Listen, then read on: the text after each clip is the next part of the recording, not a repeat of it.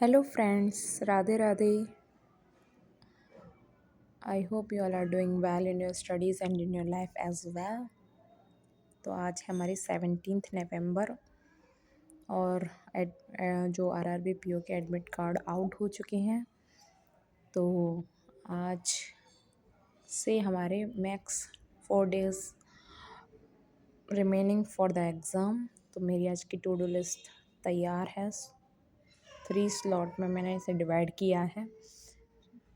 तो फर्स्ट हम रीजनिंग के सेक्शनल मॉक लगाएंगे। सेक्शनल मॉक मैं पहले लगा चुकी हूँ काफ़ी, तो आज मैं 2 लगाऊंगी। और सेक्शनल मॉक से क्या होता है कि पर्टिकुलर एक सेक्शन पे हमारा कमांड बन जाता है, हम उससे में इम्प्रूवमेंट करते हैं। तो ये मैंने अटेम्प्ट कर लिए हैं। उसमें मेरे एक में मार्क्स आए हैं 31.75 एंड सेकंड वाले में आए थे 39।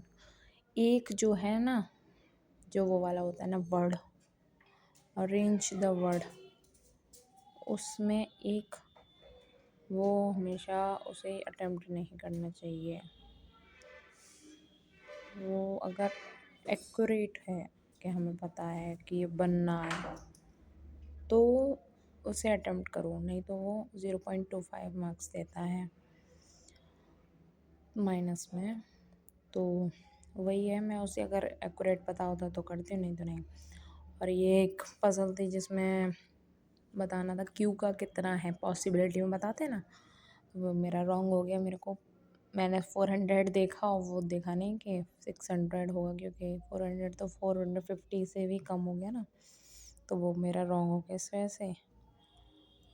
और इसमें देखो ये वाला जो अरेंज करते हैं कि वर्ड किससे बन रहा है, तो वो वर्ड वाला मेरे को श्योर नहीं रहता, तो मैं करती नहीं हूँ, वो गलत हो जाता है। ऐसे ये सेक्शनल मॉक था जो सेकंड वाला, इसमें भी वही क्वेश्चन रह गया और सारे हो गए थे। 100% एक्यूरेसी थी ये।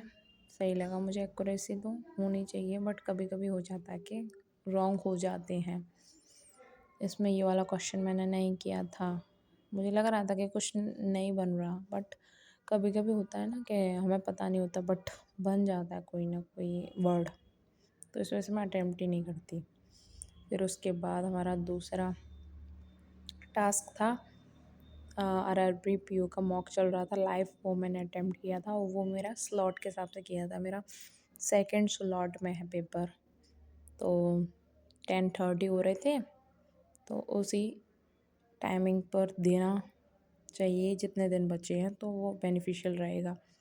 तो 45.25 आए। इसमें मेरे क्वांट में जो है, क्वांट बहुत ही मतलब पता नहीं क्या, उसके अप्रॉक्सीमेशन भी बहुत ज़्यादा डिफ़िकल्ट थे, तो वो भी रह गए। और वही करने के लिए स्पीड मैथ सबसे पहले करते हैं, उसमें ही कॉन्फिडेंस डाउन हो गया, और तो 45.25 ही रह गए। तो मेरा रीजनिंग के सेक्शनल मॉक हो चुका है, फुल मॉक लगा लिया। एनालिसिस इसका करेंगे हम रात को 9:30 पे, क्योंकि तभी इसका आएगा। और क्वांट का सेक्शनल मॉक देंगी। पहले सबसे पहले हम स्पीड मैथ करते हैं, क्योंकि अभी दिमाग थोड़ा फ्रेश करने के लिए स्पीड मैथ करते हैं। ये है ऐप, मैं इससे स्पीड मैथ करती हूँ प्रैक्टिस। इसमें स्क्वायर, क्यूब्स सारी उसमें मिल जाते हैं आपको। इसमें फिल करना पड़ता है कि फ्रॉम किधर से कितने तक आप स्क्वायर्स चाहते हो इसमें, तो वो उतने आ जाते हैं। मैं 50 तक स्क्वायर्स एंड क्यूब्स 21 तक मुझे लर्न है, तो वो इसमें रिवाइज हो जाता है। आप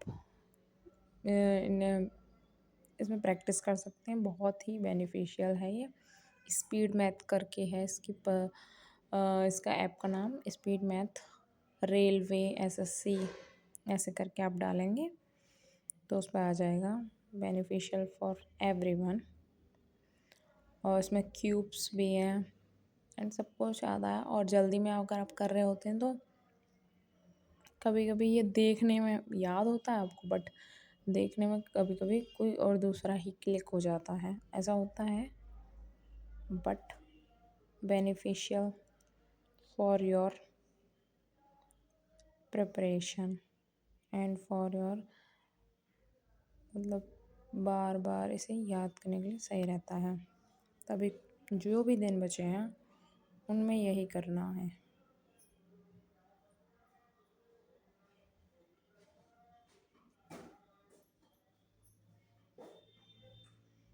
ये कंप्लीट हो गया मेरा।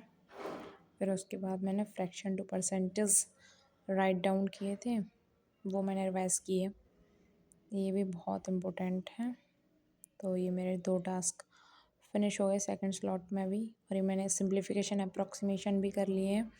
ये मैंने किए थे क्यूज़ दिया था क्विज़, तो जिसमें 20 क्वेश्चंस थे वो मैंने सारे लगाए उसके। फिर मैंने किया था सेक्शनल मॉक ऑफ, जो क्वांट का थे वो दिए थे 2। क्वांट में जो था परसेंटाइल कम रह गई मेरी, मतलब रीजनिंग में सही रहता है बट क्वांट में जब बात आती है ना तो थोड़ा कम रह ही जाता है। 74 परसेंटाइल थी मेरी इसमें, 18 ही मार्क्स बने इसमें। तो इस पर मैंने एनालिसिस किया था। एक तो ये फर्स्ट जो सिंप्लीफिकेशन था वही रॉन्ग हो गया।